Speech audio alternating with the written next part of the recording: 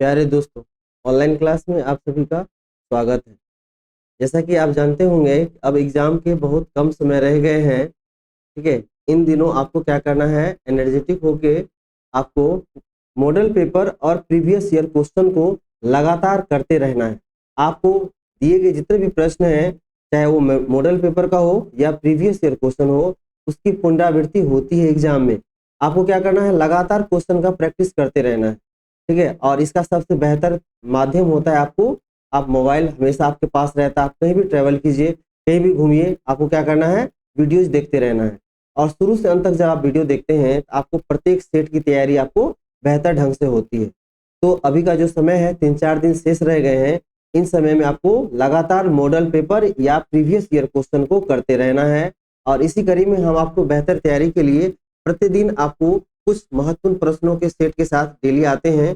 चलिए आज की क्लास की शुरुआत कुछ प्रश्नों के साथ करते हैं, जो प्रश्न आपको बार बार आपको रिपीट करता है, जो कंसेप्चुअली बहुत अच्छे प्रश्न हैं। उन प्रश्नों को हम लोग डिस्कस करेंगे और आपके सामने सारे विकल्प का आंसर हम लोग देखेंगे। चलिए आज की क्लास की शुरुआत करते हैं कुछ महत्वपूर्ण प्रश्नों के साथ। लेते हैं पहला प्रश्न, इस प्रकार से है।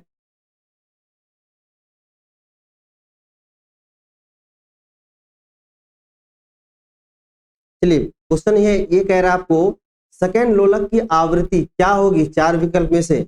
आपको पता होना चाहिए, जो सेकेंड लोलक होता है उसका आवर्तकाल 2 होता है, 2 होता है। तो आवर्तकाल क्या हो गया आपको,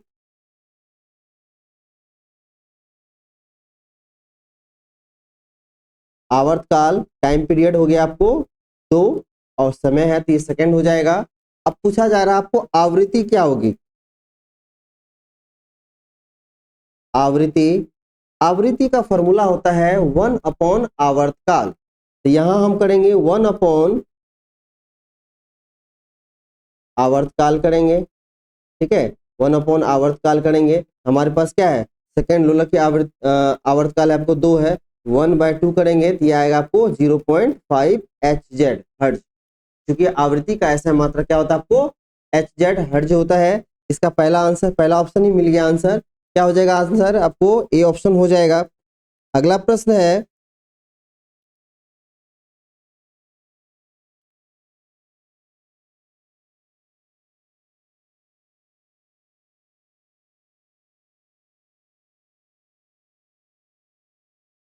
चलिए क्वेश्चन ये कह रहा है, जब एक वस्तु उत्तल लेंस की ओर गति करता है, ठीक है, तो प्रतिबिंब का आकार क्या होता है। अगर जो भी उत्तल लेंस है उसकी तरफ अगर कोई वस्तु आएगा, चल के आएगा, गति करेगा, तो उसके आकार में वृद्धि होगी या घटेगा या अपरिवर्तित रहेगा। तो देखिए, जब भी हम क्या करते हैं, देखते हैं उत्तल लेंस में वस्तु अगर दूर रहता है तो वह छोटे आकार का होता है।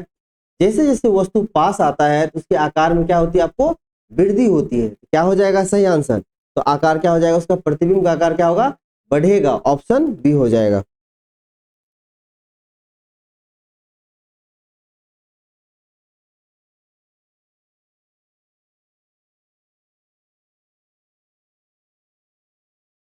एक बेहतरीन प्रश्न है आपके सामने। क्वेश्चन है कि दो ठोस गोले का भार क्या है, आपस में बराबर है, और उसके घनत्वों का अनुपात, डेंसिटी का जो रेशियो है वह आपको दिया गया है, और उसके क्षेत्रफल का अनुपात आपसे पूछा जा रहा है। देखिए, डेंसिटी का अनुपात तो दिया हुआ है, अगर आपको क्षेत्रफल का अनुपात निकालना है तो क्षेत्रफल के अनुपात में गोला है, तो गोला का क्षेत्रफल होता है 4πr²। तो आपको त्रिज्या का जरूरत पड़ेगा। जो दिए गए इंफॉर्मेशन से आपको क्या करना है, रेडियस निकालना है। अगर आप रेडियस निकाल पाते हैं तो आप क्या कीजिएगा, उसका क्षेत्रफल का अनुपात निकाल लीजिएगा। तो हमारा पहला उद्देश्य ये है कि हमें क्या करना है, गोला से क्या करना है, आपको रेडियस निकालना है। रेडियस निकालने के लिए हमारे पास इंफॉर्मेशन है, दोनों गोला का जो मास है वो क्या आपको बराबर है, m1 बराबर m2। दिख नहीं रहा होगा तो हम पेन को चेंज कर लें। देखिए ध्यान दीजिएगा, यहां से कह रहा है कि उसका बराबर है, तो यहां से क्या कर सकते हैं, यहां से हम लिख सकते हैं m1 बराबर m2। ठीक है, ये लिख लिए। आगे है उसका आपको घनत्व का अनुपात, डेंसिटी का अनुपात, डेंसिटी को डी मान लेते हैं। d1 है आपको 8 और d2 कितना दिया गया है आपको 27। ठीक है, दिया हुआ है। हम जानते हैं गोला का जो आयतन होता है वह होता है आपको 4/3 पाई आर क्यूब होता है। हम क्या करते हैं, इस फॉर्मूले की मदद से हम क्या करते हैं, दोनों गोले का जो है आयतन है वो हम लिख लेते हैं। आयतन होता है, देखिए तो लिखते हैं आयतन, पहले इसका घनत्व लिखते हैं, घनत्व d1 लिखते हैं। घनत्व क्या होता है, गोला का जो घनत्व होता है, ठीक है, मास बटे वॉल्यूम। मास पहला है तो m1 बटे वॉल्यूम v1, ये हो जाएगा। यहाँ से आप क्रॉस मल्टीप्लाई कीजिएगा, क्या आ जाएगा, m1 is equal to d1 Guna v1, ठीक है। यहाँ v से वेलोसिटी नहीं है, आपको ध्यान देने की जरूरत है, ये क्या आपको आयतन है, वॉल्यूम है, ये दिया गया है। Similarly we can say that m2 is equal to d2 and volume 2, ठीक है। तो ये हम एक रिलेशन को डेवलप कर लिए। अकॉर्डिंग टू क्वेश्चन दोनों का मास क्या है, आपको आपस में बराबर है, तो हम लिख सकते हैं ये जो रिलेशन आया आपस में हम बराबर कर सकते हैं। हम लिखेंगे d1 volume 1 is equal to d2 volume 2, ठीक है, ये रिलेशन ला लिए। अब यहां से हम क्या करते हैं,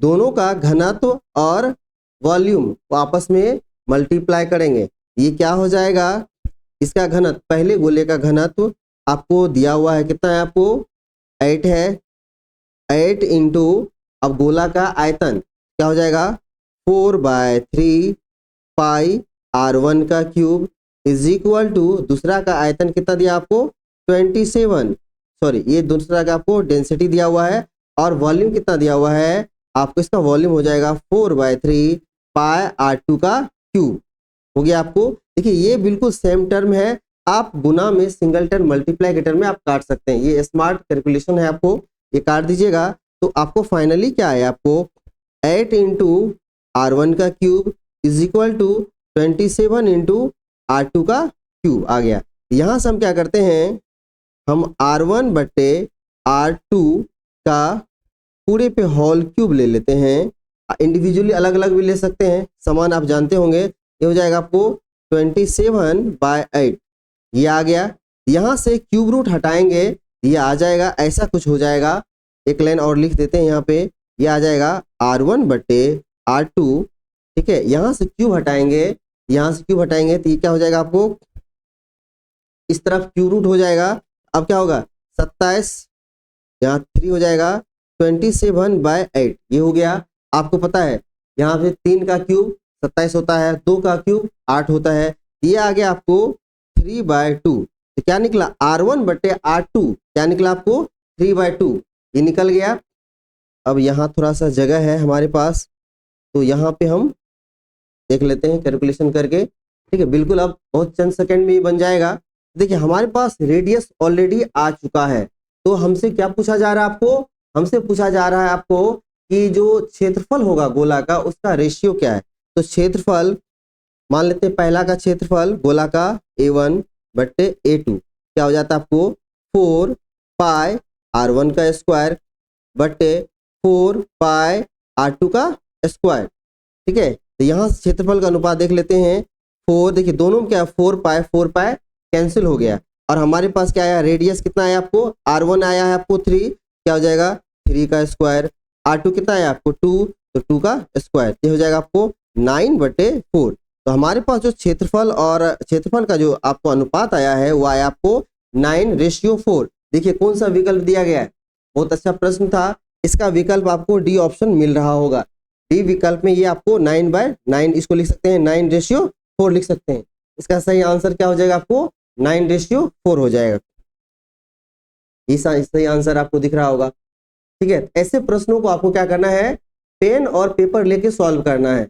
आप हमारे वीडियोज को देखिए, क्वेश्चन को यहाँ से लिखिए और अपने मन से उसको सॉल्व कीजिए, इस तरह से आप क्या हो जाएंगे, आप न्यूमेरिकल को सॉल्व करने वाले एक बेहतर स्टूडेंट हो जाएंगे।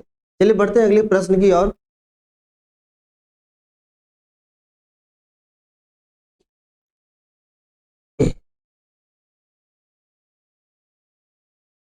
देखिए दिया गया है 5 ओम के 3 प्रतिरोध दिए हैं, यहाँ पे 5 ओम है, 5 ओम है और 5 ओम, 3 प्रतिरोध दिए गए हैं। पूछा जा रहा है आपसे ए और बी, दिख रहा होगा आपको ए पॉइंट और बी पॉइंट, इनके बीच में जो समतुल्य प्रतिरोध है यह आपको निकालना है। तो यहाँ ध्यान दीजिएगा, यह जो आपको एक डायग्राम दिया गया है, इस डायग्राम में आपको 2 कॉम्बिनेशन दिए गए हैं। इसमें यह जो सामने सामने दिख रहा है एक दूसरे के, यह है आपको समांतर क्रम संयोजन पैरेलल कॉम्बिनेशन है, और साथ साथ ये जो दिया आपको सीरीज कॉम्बिनेशन। तो करना क्या है, पहले समांतर क्रम संयोजन निकालना है, आर इक्विवेलेंट जो आएगा उसके साथ इसको क्या करना है, आपको सीरीज में जोड़ना है। तो चलिए हम क्या करते हैं, इस सर्किट में आर इक्विवेलेंट निकालते हैं। R equivalent in parallel combination, जब आर इक्विवेलेंट पैरेलल में निकालते हैं तो फॉर्मूला होता है, क्या होता है फॉर्मूला, 1/R इक्विवेलेंट। चलिए लिखते हैं, देखिए आपको दिया गया है R1 दिया गया 5 ओम, R2 दिया गया है ये भी ऑल्सो 5 ओम। तो आर इक्विवेलेंट आप जब निकालोगे यहाँ से, 1/R equivalent is equal to 1/R1 गुना, सॉरी 1/R1 प्लस 1/R2।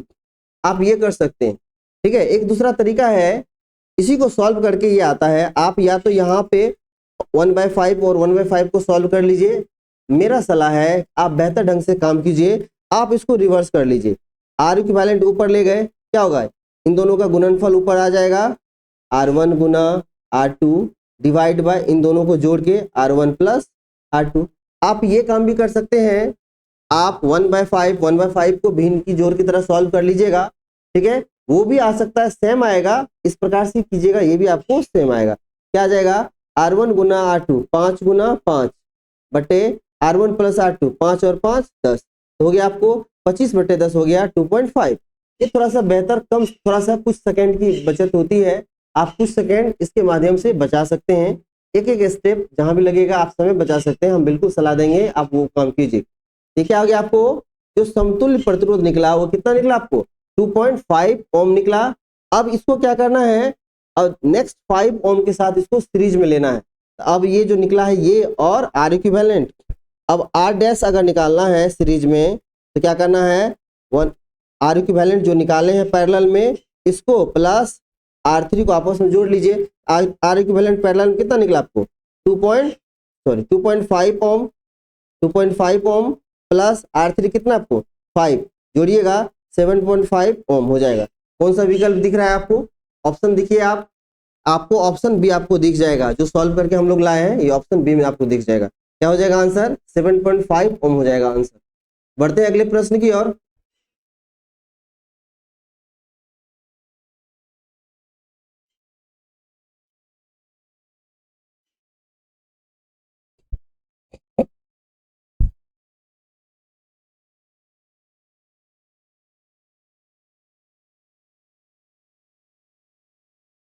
यह जो प्रश्न है यह पॉलिटेक्निक में पूछा हुआ प्रश्न है।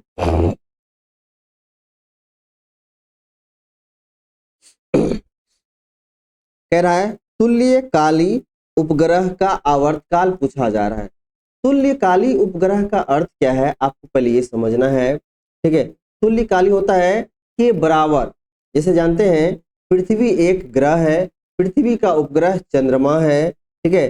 तो जिस प्रकार पृथ्वी के चारों ओर चंद्रमा चक्कर लगाती है, उसी प्रकार का कोई आर्टिफिशियल सैटेलाइट जो है अगर चक्कर लगाएगा तो उसका आवर्तकाल क्या होगा। तो क्या होता है, पृथ्वी के चारों ओर जो चक्कर लगाती है, यह इसका आवर्तकाल कितना समय लग जाता है, आपको 24 घंटा लग जाता है। किसी भी आर्टिफिशियल आपको जो सैटेलाइट है, अगर वह तुल्यकाली आवर्तकाल निकाला जाएगा जो पृथ्वी और चंद्रमा का है, तो वह भी क्या निकलेगा, इसका भी क्या निकलेगा, आर्टिफिशियल का भी वह समान निकलेगा। वह भी क्या करेगा, आपको 24 घंटे में ही चक्कर को पूरा करेगा। तो तुल्यकाली का मतलब ये हो गया, पृथ्वी और पृथ्वी के समान जब चक्कर लगाएगा, चंद्रमा जो पृथ्वी के चारों चक्कर लगाता है, उस प्रकार से जो आपको नेचुरल जो सैटेलाइट है, आपको उस प्रकार से आपको अगर बोला गया है, तो ये क्या हो जाएगा आंसर, आपको 24 घंटा हो जाएगा। क्योंकि पृथ्वी क्या होता है, आपको एक चक्कर पूरा करने में कितना समय लगाती है, आपको 24 घंटा। इसका सही आंसर क्या हो जाएगा, तुल्यकाली उपग्रह को कितना समय लगेगा, 24 घंटा ही समय लगेगा आपको।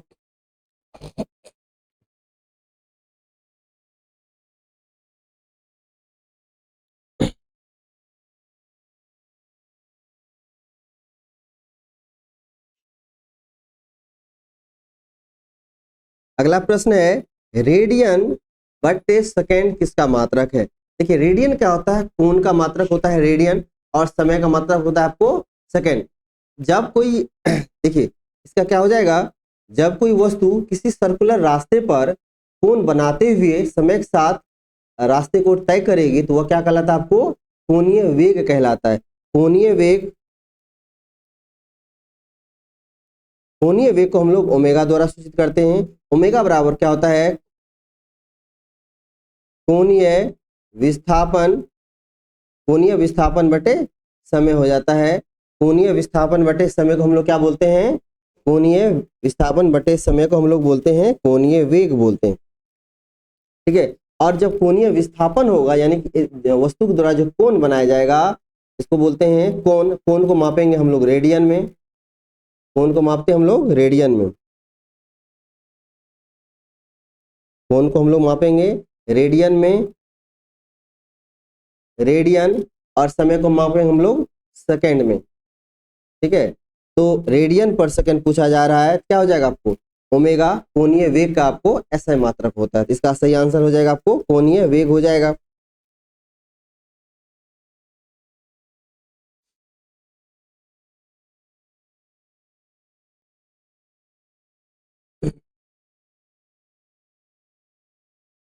दिया गया है 0 डिग्री सेंटीग्रेड पर 5 ग्राम बर्फ आइस तथा 45 डिग्री सेंटीग्रेड पर 20 ग्राम पानी को जब मिलाया जाता है तो मिश्रण का ताप क्या होगा, ये आपसे कहा जा रहा है। देखिए मिश्रण का ताप, जब आप बर्फ आइस और पानी वाटर को आप मिलाते हैं, जो मिक्सचर का जो आपको टेम्परेचर होगा वह अगर आप सॉल्व कीजिएगा, यहाँ देखिए टेम्परेचर 2 दिया हुआ है, टेम्परेचर, ये आपको मास जो दिया बर्फ का ये कितना आपको 5 ग्राम और ये कितना आपको 20 ग्राम, इन दोनों को क्या करना है आपको केजी में कन्वर्ट कर देना है। ठीक है, केजी में कन्वर्ट करके जब आप मिक्सचर का निकालिएगा वह आपको आंसर आएगा, आपको इस प्रकार से आएगा, उसका आंसर हो जाएगा आपको 20 डिग्री सेंटीग्रेड। क्या होगा, आपको जो मिक्सचर है उसका जो टेम्परेचर होगा वह कितना हो जाएगा, आपको 20 डिग्री सेंटीग्रेड हो जाएगा।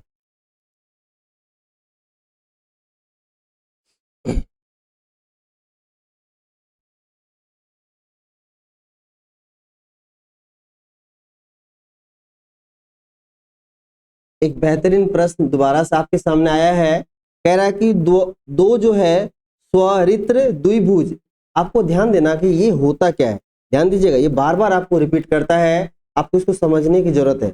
इसको होता है कि एक पतले पत्थर के आकार का पतले प्लेट जो होता है, जैसे मान लीजिए यह एक मेटल का बना हुआ 2 भुजाओं वाला एक कुछ इस प्रकार है, जो कि बहुत ही पतला धातु है। ठीक है, जैसे कि मान लीजिए घर में आप ब्रश करते हैं, जिभिया करते हैं, वो जो 2 होता है जिभिया करने के लिए, उसको भी आप समझ सकते हैं। पतला पतला बिल्कुल पतला आपको स्टील का बना होता है, उन दोनों को आप हल्का सा कंपन करके छोड़ दीजिएगा तो बार बार वो क्या करेगा, कंपन करेगा। इसी प्रकार का 2 भुजाओं वाला होता है आपको द्विभुज होता है, जिसकी आवृत्ति आपको दिया गया है। आवृत्ति कितना दिया गया है आपको, फ्रीक्वेंसी, पहला का फ्रीक्वेंसी है आपको 256 Hz, दिख नहीं रहा होगा आपको,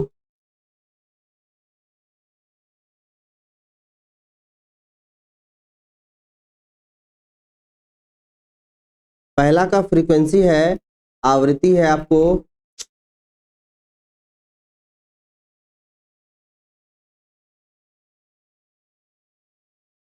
पहला का आवृत्ति है, आवृत्ति कितना दिया गया है, आवृत्ति है 256 Hz दिया है। दूसरे की आवृत्ति जो है यह दिया गया आपको 384 Hz। ठीक है, दिया गया है, कह रहा है उसके तरंग दैर्ध्य का अनुपात, वेवलेंथ का अनुपात निकालना है। ठीक है, आपको एक फार्मूला को बेहतर कंठस्थ करना है, पेपर पे लिख लेना है, या आपका जो फार्मूला का जो नोटबुक है उसमें जरूर ये फार्मूला होना चाहिए कि जो वेग होता है, वेग, आवृत्ति और तरंग दैर्ध्य में एक रिलेशन होता है। रिलेशन क्या कहता है, अगर वेग v1 कहते हैं तो आवृत्ति 1 गुना लैम्डा 1, ये रिलेशन को आपको ध्यान देना है। तो ये वेग या चाल, ध्वनि का वेग या चाल क्या होता है, ध्वनि की जो आवृत्ति और तरंग दैर्ध्य है दोनों का गुणनफल होता है। तो यहाँ पर कह रहा है कि क्या है, हवा में दोनों का वेग क्या होता है, ध्वनि का जो हवा में वेग होगा आपको समान होगा। अगर v1 और v2 दोनों आपस में समान है तो यह जो रिलेशन होता है ये 2 के लिए और ये 2 के लिए, ध्यान दीजिएगा, यहाँ से इसको सही से स्पष्ट लिखिए। ये हो जाएगा दूसरा का जो वेग होगा, दूसरी की आवृत्ति गुना दूसरा का तरंग दैर्ध्य।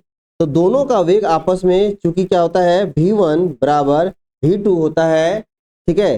सो इसलिए क्या हो जाएगा, आवृत्ति फ्रीक्वेंसी पहला का गुना पहला का तरंग दैर्ध्य बराबर, ठीक है। ये रिलेशन, इस रिलेशन पे बैठाना है तो यहां से क्या करेंगे आप, λ1 बटे λ2 का जो अनुपात है वह आवृत्ति दूसरा बटे पहले का आवृत्ति का अनुपात हम लोग ले लेंगे, ठीक है। पहला का तरंग दैर्ध्य दूसरा का तरंग दैर्ध्य, दूसरी की आवृत्ति बटे पहले के आवृत्ति के बराबर हो जाएगा। यहाँ से यहाँ देखिए दूसरी की आवृत्ति कितना दिया हुआ आपको, 384 दिया गया है, 384 बटे, और पहले की कितना है आपको, पहले का है आपको 256। इसको जब सॉल्व कीजिएगा, देखिए इसको सॉल्व कीजिएगा, इसको करके देखिए, पहले हाफ हाफ कर लेते हैं।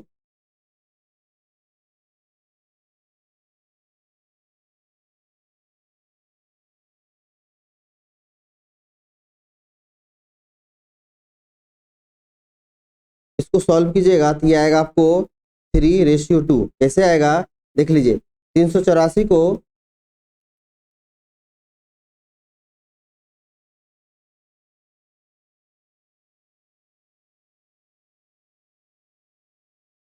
इसको पहले आधा कीजिएगा, ये हो जाएगा आपको 184, ये आएगा 192 आएगा, सॉरी ये आएगा आपको आधा करके हाफ कीजिएगा 192, और 256 का हो जाएगा आपको 128 हो जाएगा, ठीक है। अब 192 को दोबारा से क्या कीजिएगा, हाफ कीजिएगा, ये हो जाएगा आपको 96, ये हो जाएगा आपको 96, और इसका हो जाएगा आपको 6 4 64 हो जाएगा, ठीक है। अब देख लीजिए,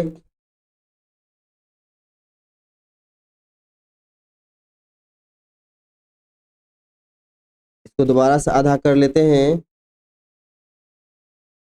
48, ये हो जाएगा आपको 32 दूना 64। अब देखिए 16 16 16 तिया 48 और 16 दूना 32, क्या है आपको 3/2 आ गया, ठीक है। थोड़ा आराम से इसको एक एक लाइन जो गलती ना हो जाए, इसीलिए इसको क्या किया हम आराम से इसको सॉल्व किए, ठीक है। डायरेक्ट भी गुना करके देख सकते थे। ये आया आपको, देखिए पहले हम 2 से भागा दिए तो 192, इसको भी 2 से डिवाइड किए 128, फिर इसको हाफ किए 96, ये आ गया 64, फिर इसको किए 48 और 32। अब बिल्कुल ये तो आपको उंगली से अब दिख जाएगा आपको, तो 16 48 16 दूना 32, क्या आ गया आपको 3/2। कौन सा विकल्प हो जाएगा आपको, ऑप्शन बी आ जाएगा। अच्छा प्रश्न था, बढ़ते अगले प्रश्न की ओर।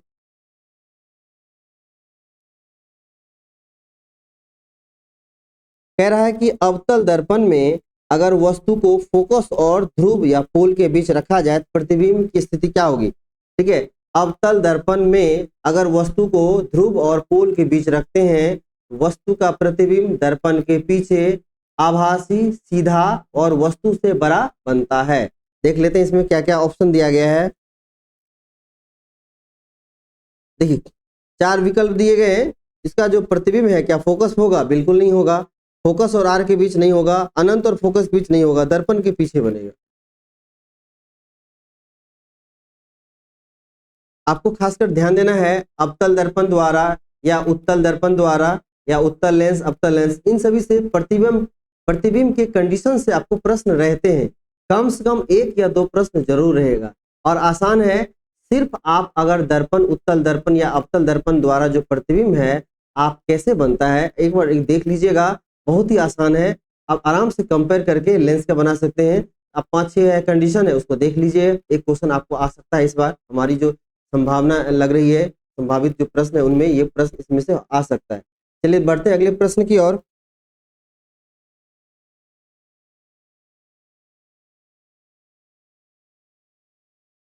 चलिए दिया गया है, यदि एक आवर्धन कांच की फोकस दूरी, आपको फोकस दूरी कितना दिया गया आपको 2.5 सेंटीमीटर, ये दिया गया आपको, एफ दिया गया है 2.5 सेंटीमीटर दिया गया है। पूछा जा रहा वस्तु का आवर्धन, फॉर्मूला लगाते हैं m is equal to 1 plus D बटे एफ। डी क्या है? स्पष्ट दृष्टि की न्यूनतम दूरी, ये क्या होता है 1 प्लस 25 सेंटीमीटर, और आपको फोकस दूरी कितना दिया आपको 2.5, दशमलव हटाइएगा 10 ऊपर जाएगा, 25 कट गया, क्या हो गया 1 plus 10 that is 11 times. 11 times क्या आपको बी ऑप्शन दिया गया है, आपको सही विकल्प हो जाएगा आपको बी ऑप्शन। बढ़ते हैं अगले प्रश्न की ओर।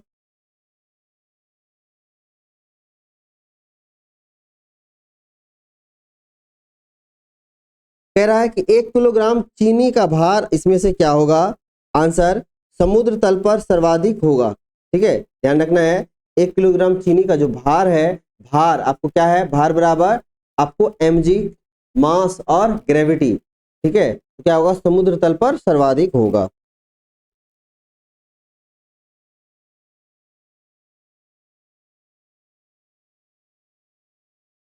अगला प्रश्न है, कह रहा है कि एक घोड़ा तथा एक कुत्ता समान गति से दौड़ रहा है।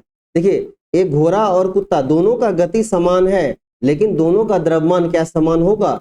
बिल्कुल नहीं होगा। गति समान हो सकता है क्योंकि कुत्ता भी बहुत तेज दौड़ सकता है और घोड़ा भी आपको थोड़ा सा अगर कम गति से दौड़े तो कुत्ते के चाल के बराबर वह भी दौड़ सकता है। ऐसे घोड़ा की चाल अधिक होती है, लेकिन इस तरह से हम नहीं देखेंगे क्वेश्चन को, हम ये देखेंगे जब दोनों का आपको गति समान दिया गया है तो बिल्कुल वो दोनों का वेग या गति क्या है आपको समान है, दोनों का मास जो है आपको अलग अलग है। पूछा जा रहा है उसके गतिज ऊर्जा का अनुपात क्या होगा। और एक क्वेश्चन में आपको हिंट दिया है कि कुत्ते का वजन जो है, यदि घोड़े का वजन कुत्ते के वजन से 10 गुना अधिक है, अगर मान लीजिए हॉर्स इसका द्रव्यमान और डॉग इसका द्रव्यमान, डॉग इसका द्रव्यमान, स्वाभाविक है कुत्ता का द्रव्यमान क्या होगा आपको कम होगा। मान लीजिए अगर 1 केजी है कुत्ते का द्रव्यमान तो घोड़े का क्या आपको 10 गुना अधिक है, ये क्या हो जाएगा 10 केजी हो जाएगा। ठीक है, अकॉर्डिंग टू क्वेश्चन। अब बढ़ते हैं दोनों का काइनेटिक एनर्जी, दोनों का काइनेटिक एनर्जी का अनुपात, पहला क्या है आपको घोड़ा है, उसके बाद क्या आपको कुत्ता है। पहले जो काइनेटिक एनर्जी निकालेंगे, काइनेटिक एनर्जी हो जाएगा हॉर्स एच का divide by kinetic energy of dog D का। तो काइनेटिक एनर्जी ऑफ हॉर्स क्या हो जाएगा आपको हाफ m क्या हो जाएगा 10 गुना वेग हो जाएगा, दोनों का वेग समान है तो v1 कर लेते हैं, हाफ mv स्क्वायर कर लिए, इसका हो जाएगा डॉग का हाफ गुना इसका 1 गुना इसका v, दोनों का वेग तो समान है, आप 1 ही कर लीजिए, 1 का स्क्वायर ये कट गया, ये हाफ कट गया, आपको क्या हो गया 10:1 हो गया। तो आपको ऑप्शन बी में दिख रहा है आपको 10:1, इसका सही विकल्प हो जाएगा आपको 10:1 हो जाएगा।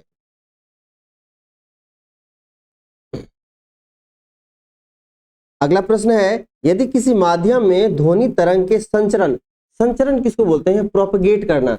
जब आपको वेव या साउंड एक जगह से दूसरी जगह जाता है इसको हम बोलते हैं ट्रांसमिट करना या प्रोपगेट करना, उसी का हिंदी में होता है संचरण, यानी एक जगह से दूसरी जगह जाना, उसी को हम बोलेंगे संचरण। जब कह रहे किसी माध्यम में ध्वनि तरंग संचरण में माध्यम के कण क्या होते हैं? जब किसी माध्यम में ध्वनि तरंग जो होता है संचरण करता है तो माध्यम के कण क्या होते हैं? क्या हो गए संचार की दिशा में, यहाँ संचार नहीं होगा संचरण की दिशा होगा, संचरण की दिशा में ही कंपन करते हैं।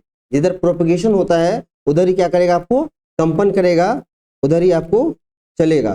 ठीक है, इसका आंसर क्या हो जाएगा आपको सी आंसर होगा। देख लेते सी विकल्प दिया भी गया है आपको, सी विकल्प। तो यहाँ पे ध्यान देना है आपको,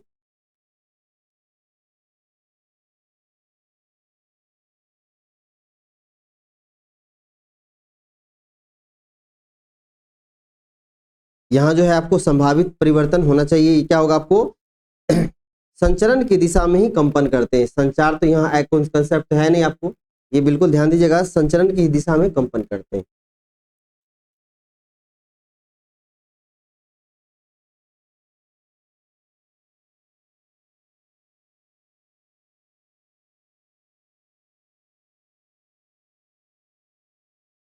क्वेश्चन है आपको, साधारण ताप पर हवा में प्रासर्व ध्वनि जिसको सुन सकते हैं, तरंगों का तरंगदैर्घ्य का विस्तार कहाँ से कहाँ होता है?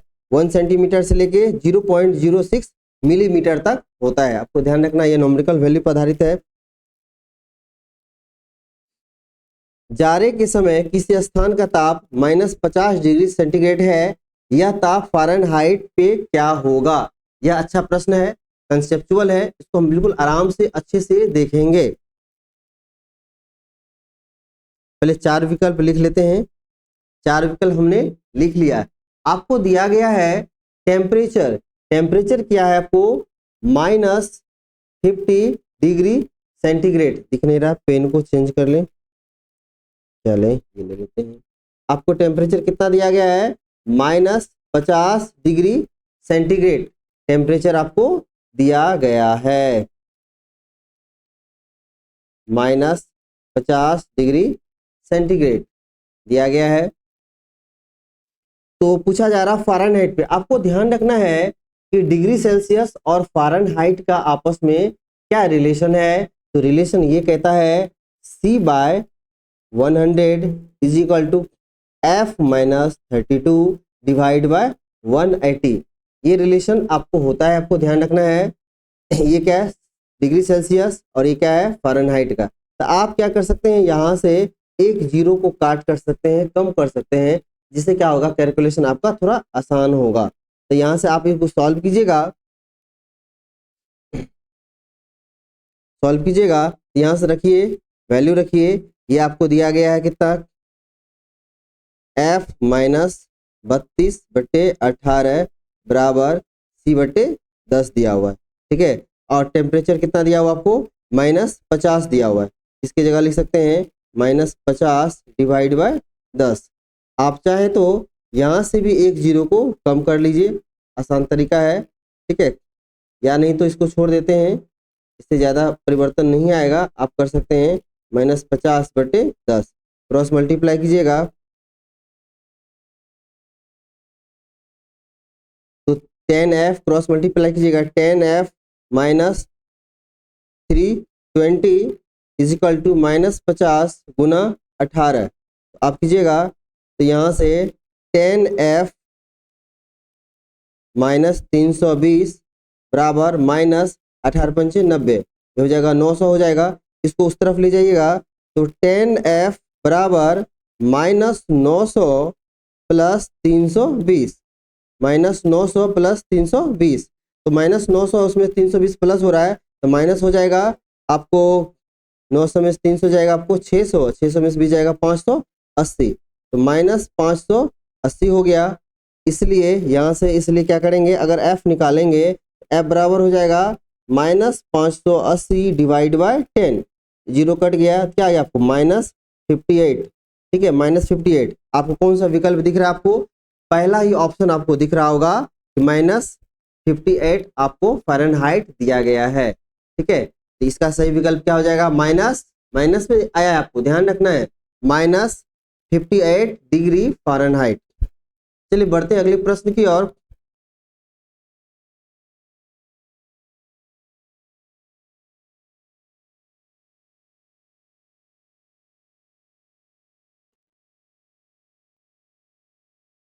चार विकल्प देख लेते हैं।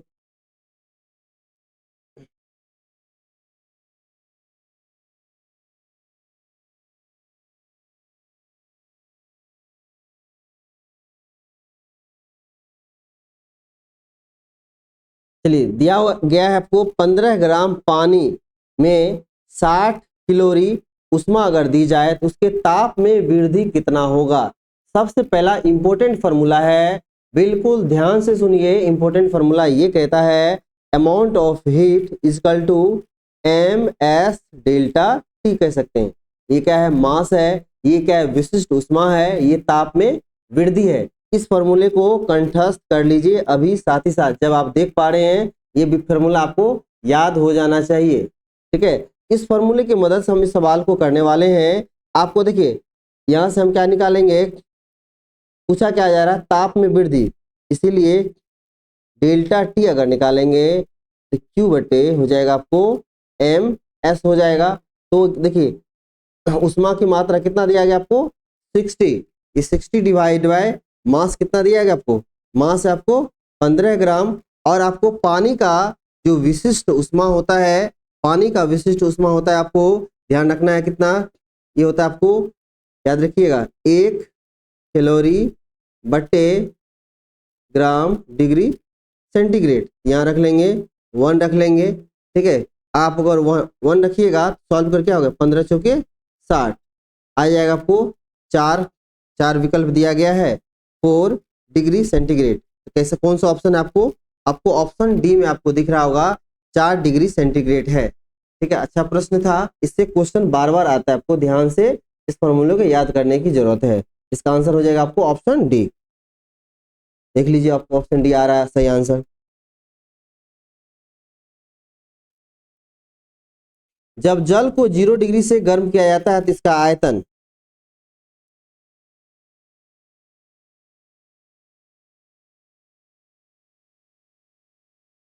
क्वेश्चन ये कह रहा है कि जब जल को 0 डिग्री सेंटीग्रेड से गर्म किया जाता है तो इसका आयतन क्या होता है? बढ़ता है, घटता है, क्या होता है?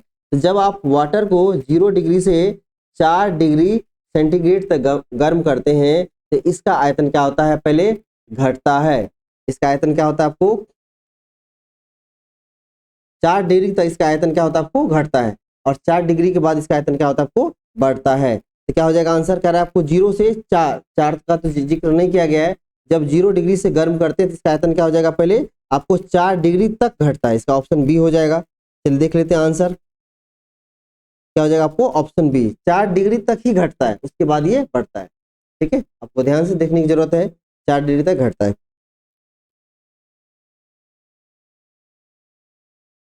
अगला क्वेश्चन है, सरल लोलक का दोलन काल निर्भर करता है। सरल लोलक बोलते हैं सिंपल पेंडुलम को। सिंपल पेंडुलम का जो होता है टाइम पीरियड होता है, टाइम पीरियड बराबर क्या होता है? 2 पाई रूट अंडर एल बटे, नहीं दिख रहा होगा आपको, यहां से 1 मिनट लगेगा।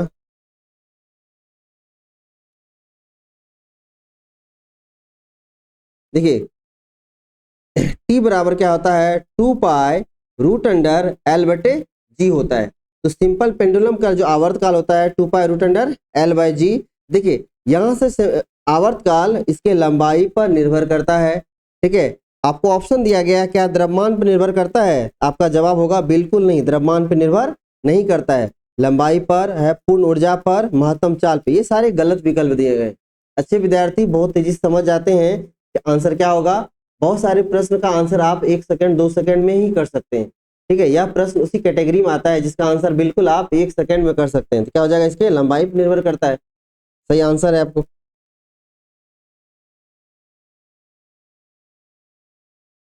मनुष्य जो ध्वनि को सुन पाता है वो उसका रेंज क्या है? 20 हर्ट्ज से 20,000 हर्ट्ज। ठीक है, इसका ऑप्शन हो जाएगा सी।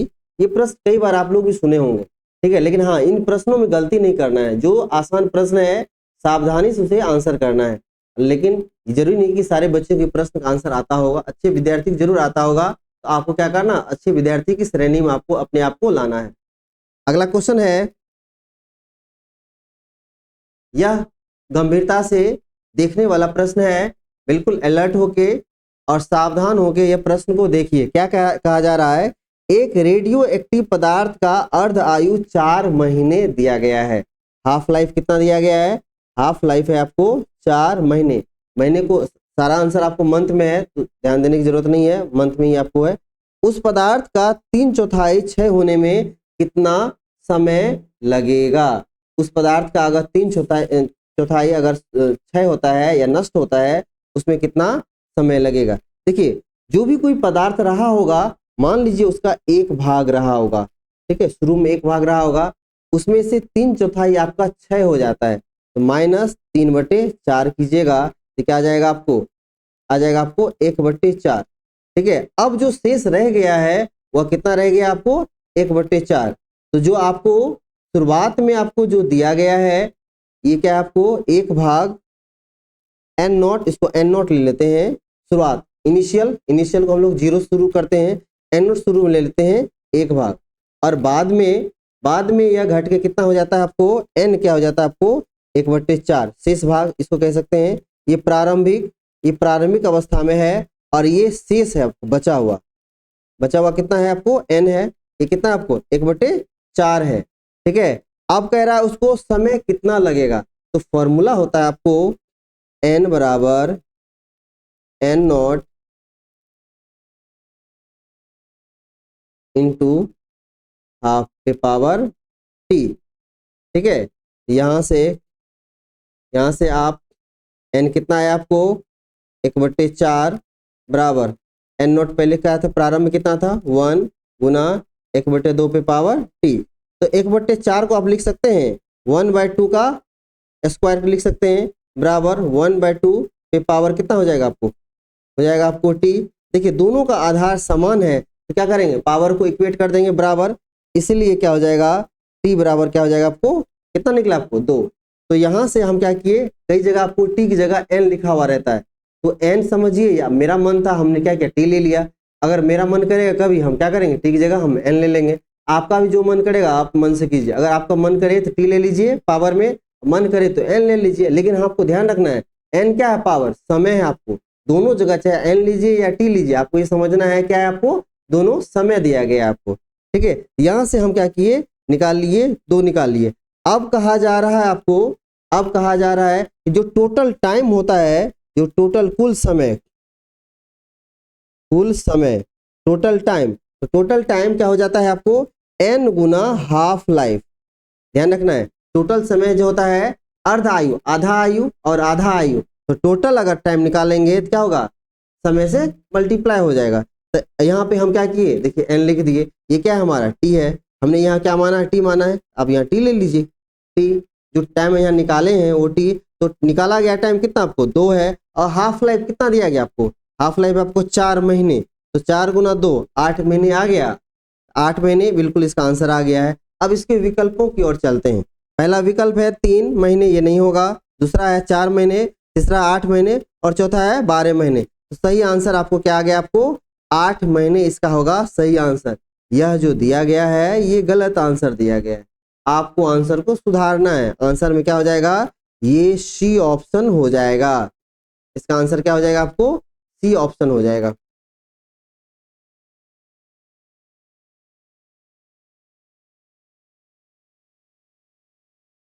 ठीक है, 8 महीने इसका आंसर हो जाएगा। चलिए बढ़ते हैं अगले प्रश्न की ओर।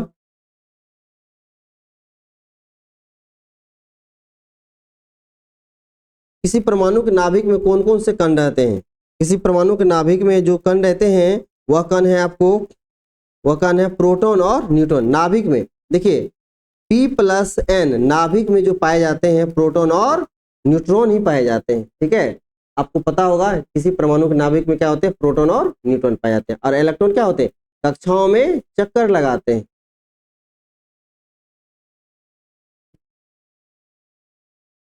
देखिए एक प्रकाश वर्ष कितना होता है आपको, एक प्रकाश, 4 विकल्प देख लेते हैं, ये कई बार ये क्वेश्चन की पुनरावृत्ति हुई है। देखिए इसका सही आंसर है 9.46 इंटू 10 पे पावर होता है 15 मीटर होता है। ठीक है, मीटर में आपको होता है 15, अगर इसको किलोमीटर लगाना है तो 1000 क्या हो जाएगा, कम हो जाएगा। तो 9.46 इंटू 10 पे पावर 15 में से 3 चला जाएगा तो 12 किलोमीटर हो जाएगा। देखिए कौन सा विकल्प दिया गया है, 12 है क्या, आपको डी विकल्प दिया गया है। तो मीटर में ये होता है, किलोमीटर में ये होता है, आपको दोनों याद रखना है। आप एक ये याद रखते हैं तो दूसरा ऑटोमेटिक 1 सेकंड में निकाल लीजिएगा। सही आंसर क्या हो जाएगा आपको, ऑप्शन डी हो जाएगा सही आंसर। ध्वनि का वेग किस में अधिक होता है, ध्वनि का वेग जो होता है ठोस में अधिक होता है। कंसेप्ट क्या कहता है, साउंड का जो वेग होता है, वेलोसिटी होता है, वह किस में होता है, ठोस में अधिक होता है। ठोस, लोहा क्या आपको ठोस है, क्या हो जाएगा आपको, पहला ऑप्शन ए हो जाएगा आंसर।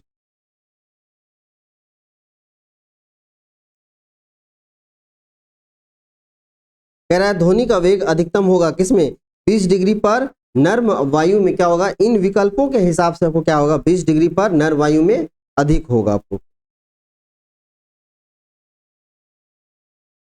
चुंबकीय म्योतर होता है, इसका आपको ध्यान रखना है। आंसर हो जाएगा आपको एक उदग्र तल, ठीक है, वर्टिकल लेयर होगा आपको।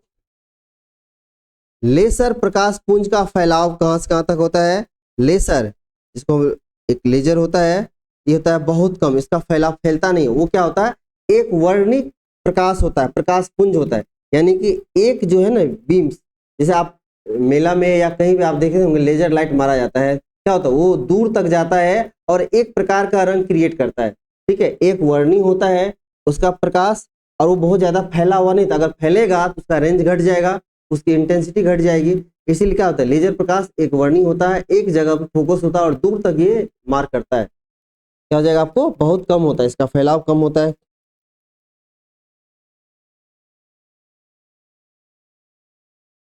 विद्युत बल्ब का फिलामेंट किस धातु का बना होता है?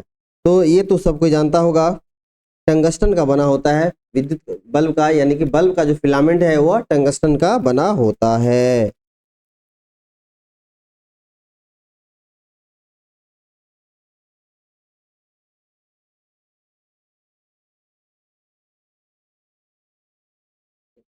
इस प्रकार से अच्छे प्रश्नों का जो एक सेट था उसको हम लोग आज किए। ठीक है, अब मिलते हैं अगले प्रश्न के साथ। ठीक है, आप लगातार हमारे वीडियोज को देखिए और अपनी तैयारी को बेहतर कीजिए और एक एक सीट अपने लिए गवर्नमेंट कॉलेज में सुरक्षित कीजिए। मिलते हैं अगले क्लास में, नमस्कार।